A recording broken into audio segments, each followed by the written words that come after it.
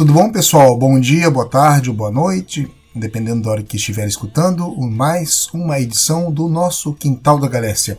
Hoje, por certo, vamos descer o Minho, descer o Douro, vamos até ali o Mondego, pelas terras de Coimbra. É claro que a gente vai falar um pouco do passado, e é sempre difícil falar do passado, especialmente quando é o passado dos outros e não o nosso. E por certo, antes da gente abrir essas conversas sobre Coimbra, eu quero deixar aqui o meu sincero abraço a duas pessoas que já passaram pelos nossos programas. A primeira pessoa que eu tenho como referência é o senhor Fernando Emanuel de Lemos Pinto Coelho. Ele é natural de um lugar chamado Cumeada, em Coimbra, mais conhecido por nós simplesmente como Fernando Pinto Coelho, pintor neofigurativo. Nascido em 51 em Coimbra, fez parte do grupo Pulsley entre 76 a 1979, lecionou desenho na Faculdade de Belas Artes na Universidade do Porto, praticamente radicou sua vida na região do Porto, primeiro durante muitos anos em Matosinhos e agora atravessou ali por outro lado, está em Vila Nova de Gaia. Desta forma eu deixo aqui meu carinho, meu abraço. A outra pessoa que eu quero falar também é o nosso Adérito de Almeida, consultor, psicólogo também daquela região de Coimbra. Mas o que o Adérito já tinha me contado um tempo aí é que ele veio na verdade de Cantanhede. Então aqui deixo o nosso abraço também a esse grande defensor da nossa causa, da nossa língua comum. É uma pessoa que convive também nessa região, mas que atreveu-se a viajar pelo mundo galaico, pelo mundo da Galiza e dessas fronteiras imaginárias que tanto nos atormentam. Então assim, a gente vai falar um pouquinho de Coimbra, sem muita profundidade, claro. E Coimbra nem sempre foi Coimbra, era conhecida no passado como Emínio, é um nome inclusive o pré-romano, né? No latim era chamado de Aeminium, e já foi ocupada ali pelos latinos, pelos romanos, desde o século II a.C. Então que aquela fortificação, aquela vila romana, foi erguida ali no topo de uma colina à margem direita do rio Mondego, no mesmo lugar que foi construído também o Fórum de Hermínio. E nesse mesmo lugar, hoje, encontra-se o Museu Nacional Machado de Castro.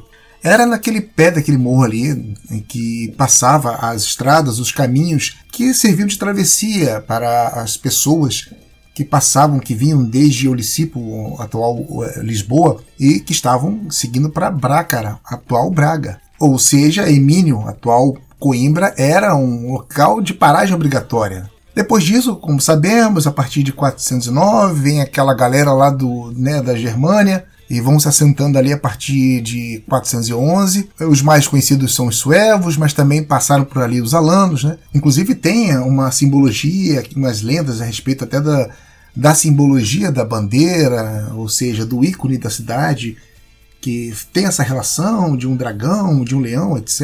Enfim. Então, assim, essa conversa já tem sido muito comentada nos nossos grupos, né? A Brácara teria sido a capital, onde teria sido a capilaridade desse governo suevo. Há quem diga também que eles estabeleceram em outros lugares, como Porto, Mérida, Lugo, etc. Então, tem Astorga também. Então, eles estavam por ali, espalhados e aos poucos foram misturando-se com a população local, né? E como nada é para sempre, depois vieram também os godos, né, conhecidos por nós como visigodos, e isso já para o ano de 585. Também tem a questão da alteração da localização da diocese de Conímbriga para Emínio. Então tem as importâncias dessas regiões, seja de um ponto de vista estratégico, seja de um ponto de vista de afirmação de uma religiosidade e por aí vai. E também os visigodos não vão ficar ali para sempre. Depois veio a galera lá de baixo, berberes árabes, liderados por um tal Mussá, que vão ocupar justamente os territórios da Lusitânia a partir de 714. Essa Lusitânia que foi romana, essa Lusitânia que uma parte foi dos suevos e a outra parte maior foi dos visigodos e depois, enfim, passa para o controle omíada. Inclusive a forma como esses árabes vão nomear a região, né? A gente tem esses nomes mais conhecidos como Conímbriga ou Coimbra, mas os árabes chamavam de Colúmbria. Bom, depois a gente vai contar como que ficou o controle dessa região sob domínio árabe, mas hoje eu quero falar de um blog que eu encontrei esses dias e achei muito interessante, que fala sobre várias situações de Coimbra. Então eu recomendo que vocês façam a leitura deste texto e de outros que também poderão estar naquele blog acerca de Coimbra. E nesse blog eles transcreveram um texto que foi feito no ano de 1981 pelo professor Dr. Pedro Dias e publicado na revista Munda. A evolução do espaço urbano de Coimbra é hoje bastante bem conhecida, porque, dado não ter sido regular, se podem precisar com razoável rigor os seus limites em determinadas datas, nos momentos em que certos eventos a fizeram desenvolver ou a mutilaram. O povoamento do Morro da Alta atual justifica-se plenamente por ser dominante ao último local até a costa, onde era fácil atravessar o Mondengo em qualquer época do ano, dado que a partir daqui o rio entrava na sua vasta planície aluvial, por onde desbordava nas invérnias. Assim, este ponto era a passagem quase obrigatória no trânsito entre o norte e o sul, pois também para o montante, e devido às escarpas que cingiam o leito do Mondengo, a aviação era difícil. Era, pois, um morro onde a cidade veio a crescer de excepcional valor estratégico no campo militar e também privilegiado para o florescimento de uma povoação, pois era uma encruzilhada onde as trocas se poderiam fazer e onde os habitantes se poderiam ocupar para fornecer serviços aos passantes. Os vestígios pré-históricos são raros. De qualquer modo, existem o que prova a permanência do homem no atual perímetro urbano muitas dezenas de milhares de anos antes da nossa era. A margem sul, para lá de Santa Clara, também nas grutas de Alqueves, deixou a marca da sua passagem, aí na forma de espólio funerário. Pouco sabemos desses nossos remotos antepassados, exceto que a sua decisão de se fixarem iniciaram a história da cidade de Coimbra. Mas é do período de dominação romana, já dos primeiros 2 séculos da era cristã, que nos ficou o mais antigo testemunho material importante. O criptopórtico situa-se sob as construções do antigo Paço Episcopal, hoje o Museu Nacional de Machado de Castro, e é formado por 2 galerias sobrepostas, que serviam para suportar uma grande plataforma artificial na vertente, a fim de se construir o Fórum. Aí era o centro da vida das Tivitas, que então se chamava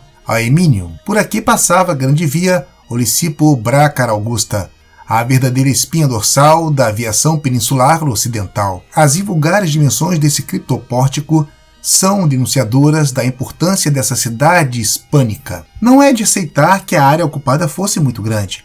Certamente não ultrapassaria o perímetro que mais tarde as muralhas medievais haveriam de definir. O cemitério ao lado do grande aqueduto, que o atual substitui no final do século XVI, prova o fim da urbe romana, na zona do castelo 1100ista. Na atual Baixa, é provável que também houvesse alguns núcleos de casas e os banhos reais que Dom Afonso Henriques cedeu para a construção do Mosteiro de Santa Cruz. Podiam ser umas termas ou um balneário romano. Com a invasão germânica, as fácies de Coimbra, Aeminium, teve forçosamente que se modificar. O brilho da civilização romana foi se apagando, mas mesmo assim a cidade ganhou importância relativamente a outros povoados que décadas antes a ultrapassavam em prestígio, o valor econômico e político. Em meados do século VI, o bispo de Conímbriga muda-se para o Morro Mondeguino e a nova residência do Episcopus Conimbrigensis, a Himno-Visigoda, passa a chamar-se Coimbra, enquanto aquela cidade florescente 3 léguas ao sul desaparecia. E o que era Coimbra até o século VII? Ao certo, não sabemos. Que era pequena e modesta, não se duvida, mas suficientemente importante no panorama peninsular, para que 4 monarcas nela cunhassem suas moedas: Recaredo, Lhuva, Sisebuto e Cintila. Com as invasões muçulmanas de 711, a cidade seguiu o destino de todas as que se situavam a sul das montanhas das Astúrias. Aquele momento em que as pessoas dizem, não era Astúrias, era Galiza. E durante mais de 3 séculos foi islâmica. Não obstante, breves momentos de domínio de tropas cristãs, como aconteceu em 878. As marcas deixadas nas gentes e nos seus costumes foram profundas, mas no campo artístico, os testemunhos dessa intensa colonização não chegaram até nós. Coimbra, pela sua posição geográfica, foi o entreposto entre o sul islâmico e o norte cristão, tendo existido uma importante comunidade moçárabe que levantou e melhorou os seus templos, e que mesmo depois da vinda para a terra portucalense dos senhores de linhagem franca, continuou a impor o seu modelo de vida, bem diferente do feudalismo de além-Pirineus. A cidade foi definitivamente reconquistada, palavra usada pelo autor, tá? Que já sabemos hoje que não foi bem uma reconquista, mas foi isso que aconteceu em 1064 pelas tropas de Dom Fernando Magno. Mas a reorganização de todo o seu vasto território e a defesa da linha do Mondego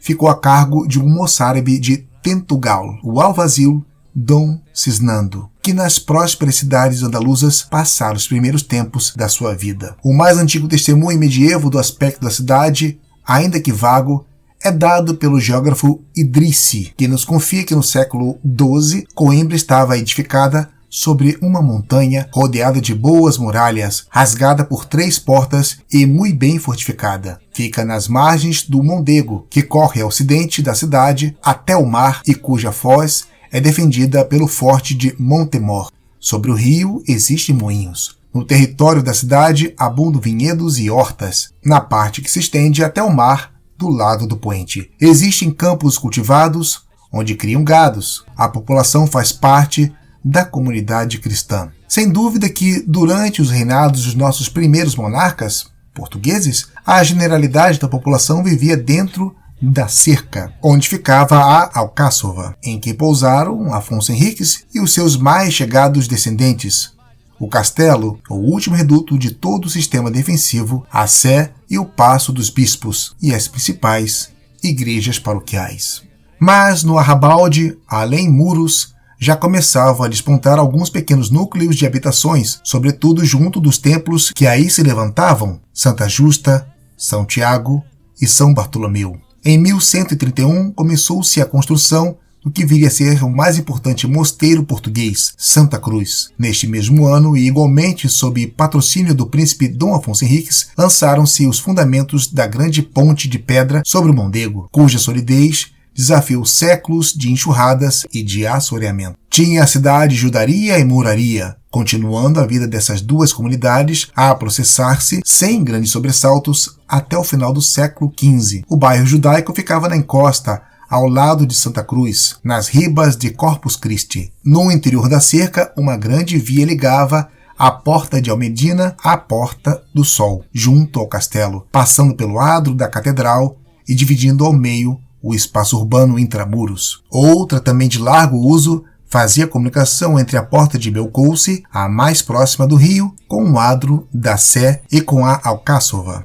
No final da primeira dinastia, a cidade estava já claramente dividida em Almedina e Arrabalde, cada zona com características muito distintas e bem definidas. Na nova zona além muralha, a baixa atual, fervilhava o povo miúdo, os comerciantes e os artesãos, sobretudo em torno da praça, batizada por 2 igrejas paroquiais, a de São Tiago e a de São Bartolomeu. Nos becos e vias que dela saíam, arruavam-se alguns mestres, mantendo-se ainda, em muitos casos, a toponímia medieval. Na alta, dentro dos muros, vivia o alto clero, os cônegos da Sé e outros beneficiados eclesiásticos, a nobreza local e os seus servidores, e também, evidentemente, algum povo.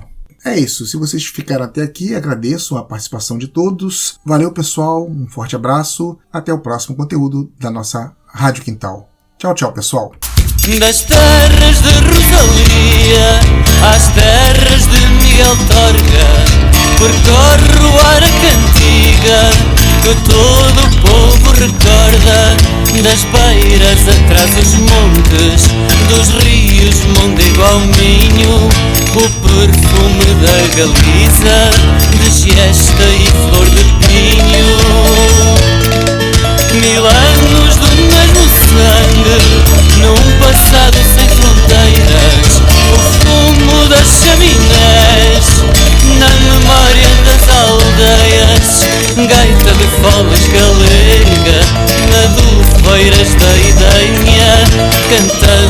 hei de mirar.